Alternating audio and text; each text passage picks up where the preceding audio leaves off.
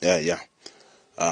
Aka ni agasobanuye keza k'ubwenge ukwiye kureba muri ino minsi aho uba wibereye ushaka kureba agasobanuye. Aka ni agasobanuye keza k'inyarwanda utakwiye gucikwa. Ni agasobanuye kitwa baby girl.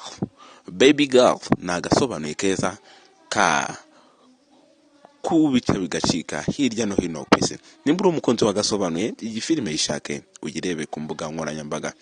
Iyi filime yitwa Baby Girl. Baby Girl ni agasobanuye keza pe umva ko warebye filime nugera kuri iyo urahita uyahanika kabisa. Nimba uri umukozi w'agasobanuye, aka gasobanuye nikagucike, uragasanga ku mbuga nkoranyambaga zose.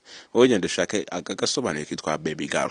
Nimba ari bwo bwa mbere dukurikiranye, kora subscribe kugira ngo ibintu bikomeze kurushaho kugenda neza kuri izi mbuga nkoranyambaga, kugira ngo umunsi tuzatangira kwa uploadinga filime uzabe mu bambere bazazibona. Nitwa Dream Boy S Boy, one of there. Ciao.